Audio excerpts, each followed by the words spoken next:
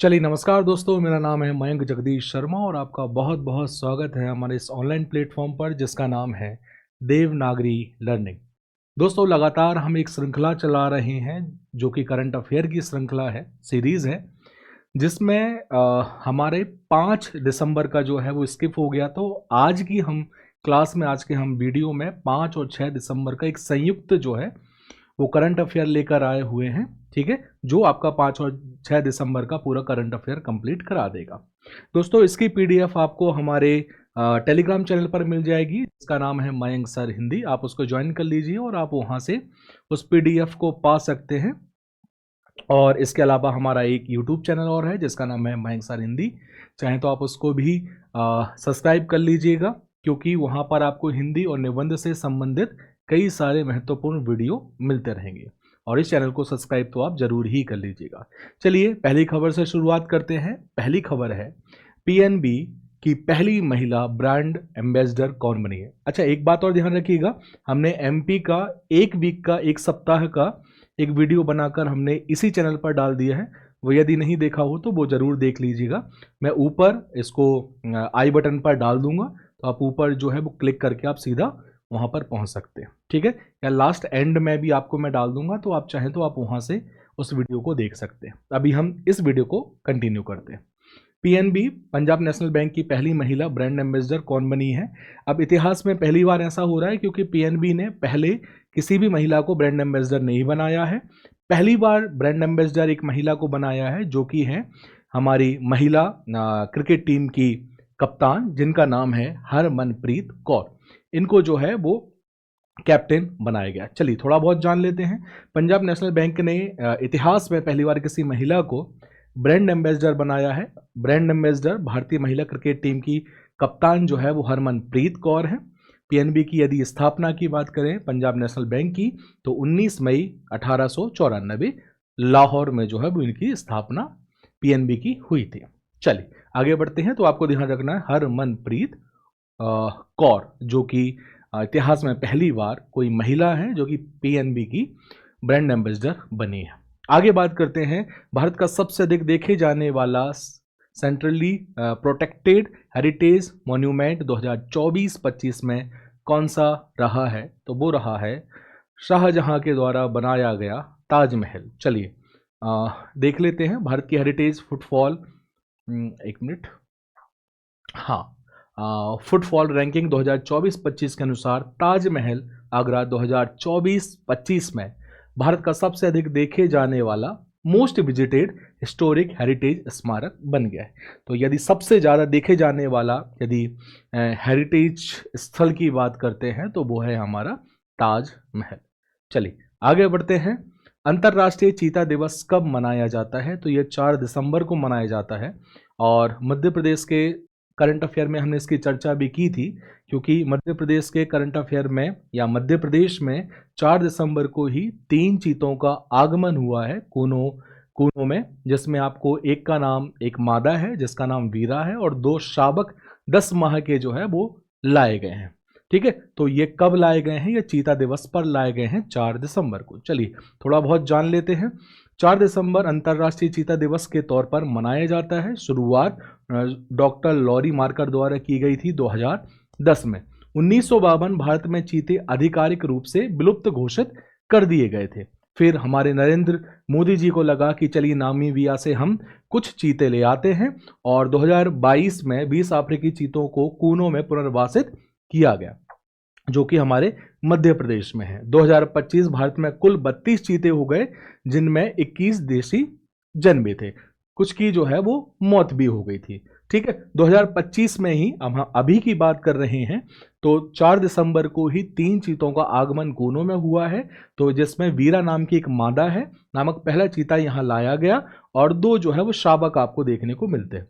भारत में चीते के स्थल की बात करें तो कूनों राष्ट्रीय उद्यान है, जो कि मध्य प्रदेश में है, और गांधी सागर वन्य जीव एक अभयारण्य है, वाइल्ड लाइफ सेंचुरी है, जो कि आपके मध्य प्रदेश में है। बन्नी घास भूमि, इसको ध्यान देना चाहिए, गुजरात में अभी विकासाधीन है, अभी इसका जो है डेवलप किया जा रहा है। भविष्य में चीता संरक्षण के लिए एक नया केंद्र ये प्रस्तावित है, जो जिसका नाम है बन्नी घास भूमि गुजरात। चलिए तो ध्यान रखना है, अंतर्राष्ट्रीय चीता दिवस जो है वो 4 दिसंबर को मनाया जाता है। ठीक है, आगे बात करते हैं विश्व मृदा दिवस कब मनाया जाता है। तो ये मनाया जाता है 5 दिसंबर को। चलिए थोड़ा बहुत जान लेते हैं मृदा दिवस मनाया भी क्यों जाएगा, क्योंकि मृदा के संरक्षण के बारे में जो है वो यहाँ पर कहा जाएगा। और इसकी थीम भी इस बार थी स्वस्थ शहरों के लिए स्वस्थ मृदा 2025 की जो है वो थीम या विषय था। हर साल 5 दिसंबर को विश्व मृदा दिवस मनाया जाता है। इस दिवस का मुख्य उद्देश्य स्वस्थ पारिस्थितिकी तंत्र को बनाए रखने के महत्व के बारे में अवेयर करना है, लोगों को जागरूक करना है। 2013 में संयुक्त राष्ट्र महासभा ने 5 दिसंबर को विश्व मृदा दिवस के रूप में नामित करने का प्रस्ताव पारित किया था। ध्यान रखना है 2013 में संयुक्त राष्ट्र महासभा ने, और ये पहली बार जो मनाया गया था वो 2014 में मनाया गया था विश्व मृदा दिवस के तौर पर। पहला आधिकारिक है, और एक साल पहले ही इसे जो है वो प्रस्ताव इसका पारित किया गया था संयुक्त राष्ट्र महासभा में। क्यों? क्योंकि मृदा के संरक्षण के लिए लोगों को जागरूक करना है। ठीक है, इसके महत्व के बारे में लोगों को जागरूक करना है। भारत में कौन सा हवाई अड्डा वाटर पॉजिटिव दर्जा हासिल करने वाला पहला एयरपोर्ट बना? एक ऐसा एयरपोर्ट जो कि पानी को, जल को रिसाइकिल कर रहा है, मतलब जो उस अड्डे पर या फिर कह सकते हैं उस हवाई अड्डे पर जितना भी प्रयोग किया जाने वाला पानी है उसको रिसाइकिल भी करता है, और जो बारिश का पानी है उससे उसको रिचार्ज भी करता है। तो ऐसा कौन सा जो है वो जिसे वाटर पॉजिटिव की का दर्जा दिया गया है, कौन से एयरपोर्ट? वो है इंदिरा गांधी अंतर्राष्ट्रीय हवाई अड्डा दिल्ली। चलिए, इंदिरा गांधी अंतर्राष्ट्रीय हवाई अड्डा दिल्ली भारत का प्रमुख हवाई अड्डा है।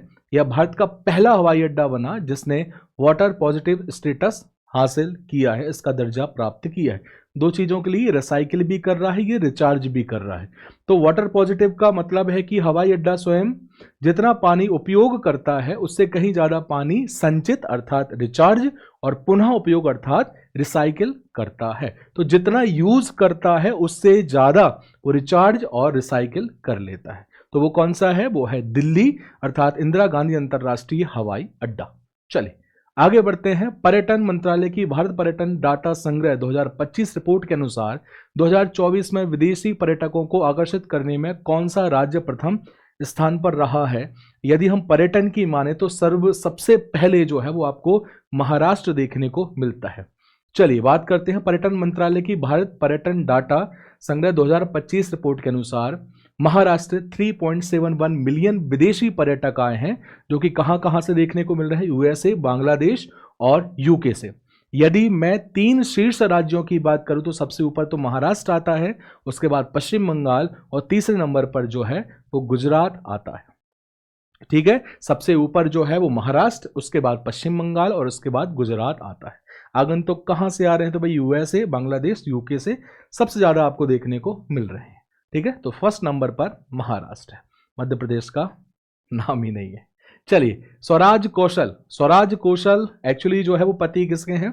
सुषमा स्वराज के, वासुरी स्वराज के पिता हैं। ठीक है, जिनका 73 वर्ष की आयु में निधन हुआ था। किस राज्य के पूर्व राज्यपाल थे? तो ये मिजोरम के राज्यपाल थे। चलिए थोड़ा बहुत जानते हैं। मिजोरम के पूर्व राज्यपाल और वरिष्ठ अधिवक्ता स्वराज कौशल का 4 दिसंबर 2025 को 73 वर्ष की आयु में निधन हो गया। वह दिवंगत भाजपा नेता एवं पूर्व विदेश मंत्री सुषमा स्वराज के पति और नई दिल्ली की सांसद बांसुरी स्वराज के पिता थे। मिजोरम के बारे में थोड़ा बहुत जानते हैं। आइजोल इसकी राजधानी है। स्थापना 20 फरवरी 1987। भारत का 23वां राज्य है। राज्यपाल अभी वीके सिंह है। ठीक है, तो ये कहाँ के राज्यपाल थे? पूर्व राज्यपाल थे। ये आपके मिजोरम के राज्यपाल थे। किसके पिता? बांसुरी जी के पिता हैं। किसके पति? सुषमा स्वराज के पति थे। चलिए आगे बढ़ते हैं। मोहित शर्मा ने हाल ही में किस खेल से संन्यास ले लिया है? ठीक है, वो संन्यास लिया है क्रिकेट से। चलिए जानते हैं थोड़ा बहुत। तेज गेंदबाज थे, उन्होंने अब सारी ही फॉर्मेट से रिटायरमेंट की घोषणा कर दी है। 37 साल के मोहित ने आखिरी बार Indian Premier League IPL 2025 season में दिल्ली कैपिटल्स के लिए खेला था। दिल्ली के लिए उन्होंने खेल खेला था। मोहित शर्मा क्रिकेट से इन्होंने जो है वो संन्यास ले लिया है। चलिए आगे बढ़ते हैं। 2025 का अंतिम पूर्ण चंद्रमा क्या कहलाता है, उसे हम कहते हैं कोल्ड मून। 2000 मतलब 2025 क्या कहें, दिसंबर में आता है, इसलिए हमने इसको ऐड करा दिया। चलिए, दिसंबर का पूर्ण चंद्रमा पारंपरिक रूप से कोल्ड मून कहलाता है क्योंकि वह उत्तरी गोलार्ध में सर्दियों की शुरुआत और ठंडी लंबी रातों का प्रतीक होता है, इसलिए इसे कोल्ड मून कहते हैं। 2025 में यह वर्ष का आखिरी पूर्णिमा होगी। चलिए आगे बात करते हैं, कोल्ड मून ध्यान रखना है, ठीक है। जेरूसलम मास्टर 2025 चेस का टाइटल किसने जीता? विश्वनाथ आनंद को हराते हुए अर्जुन एरिगेसी ने यह खिताब जीता है। चलिए, Indian grand master Arjun Erigaisi ने 3 दिसंबर 2025 को पूर्व वर्ल्ड चैंपियन विश्वनाथन आनंद को हराकर जेरूसलम मास्टर 2025 का चेस का टाइटल जीता है। किसको हराया है? विश्वनाथ आनंद को। चलिए आगे बढ़ते हैं।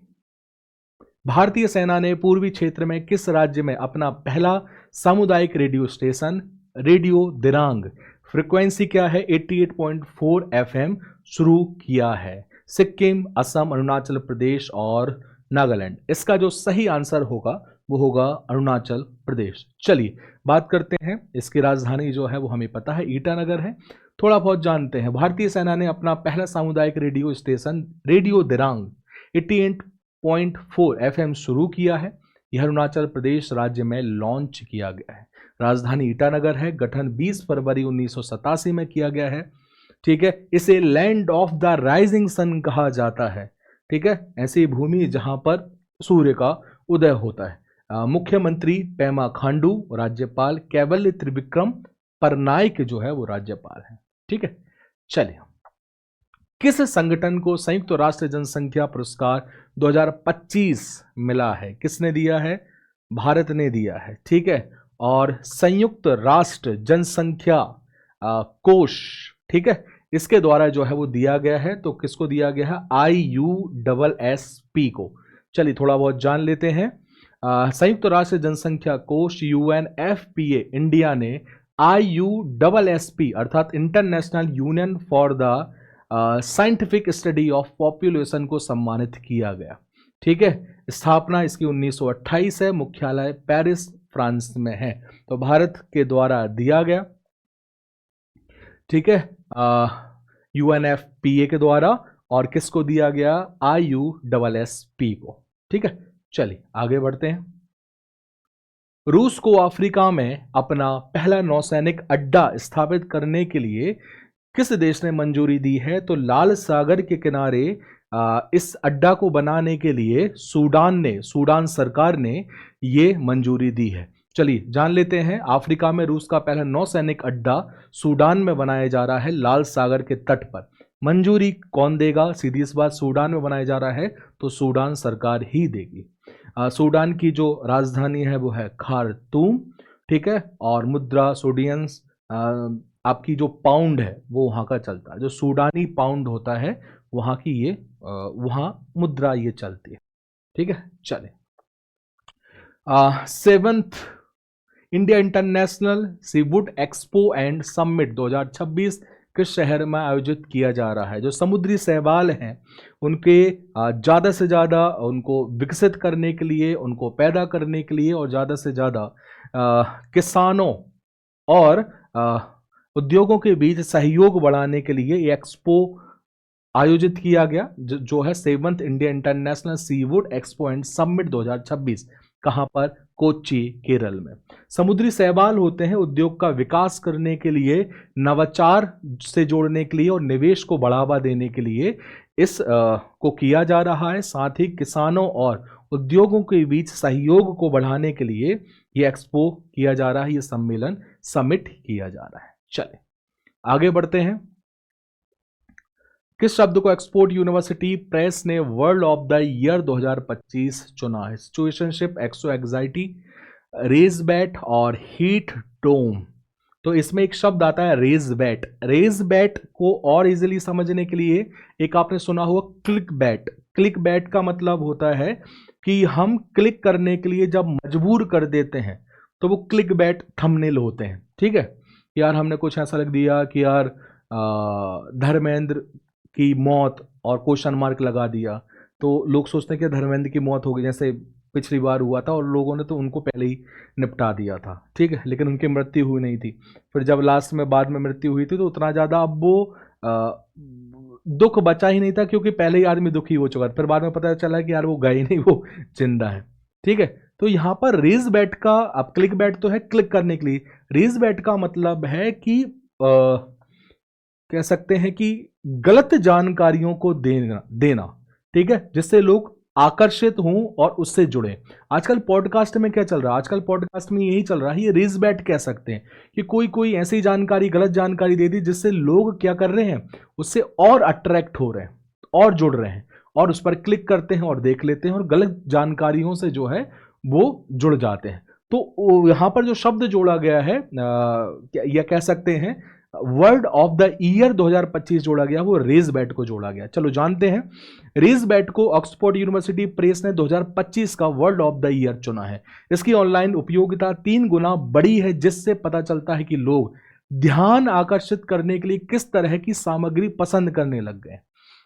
मतलब गलत गलत जानकारियां देते हैं तो लोग और ज्यादा अट्रैक्ट होते हैं, ठीक है। रेज बैट का मतलब है ऐसी ऑनलाइन सामग्री जो जानबूझकर गुस्सा या नाराजगी भड़काने के लिए बनाई जाती है, और ज्यादातर ये की जाती है किनके द्वारा, जो पॉलिटिकल जो लोग हैं उनके द्वारा की जा रही है, उनके जो छर्रे हैं उनके द्वारा की जा रही है, ठीक है। तो कोई ना कोई एक ऐसी भ्रामक जानकारी देते हैं, गुस्से दिलाने वाली जानकारी देते हैं, उससे उसको लाया जाता है क्योंकि उससे व्यूज बढ़े और ट्रैफिक बढ़ सके, ठीक है। मतलब इसी यूट्यूब पर बहुत सारी ऐसी जानकारी, गलत गलत जानकारी को दिया जा रहा है, उनको उनके व्यूज आप देखिए, उनका ट्रैफिक देखिए, और जो एक्चुअल सही जानकारी दे रहे हैं आप उनका व्यूज देखिए, क्योंकि वो झूठ नहीं बोल पाते, वो गलत जानकारी नहीं दे पाते, तो वहां पर लोग जुड़े नहीं हैं और ऐसी जगह पर जुड़ते हैं जहां पर भ्रामक जानकारी दी जा रही। तो रेज बैट नाम का जो शब्द है उसे ऑक्सफोर्ड यूनिवर्सिटी प्रेस ने 2025 का वर्ड ऑफ द ईयर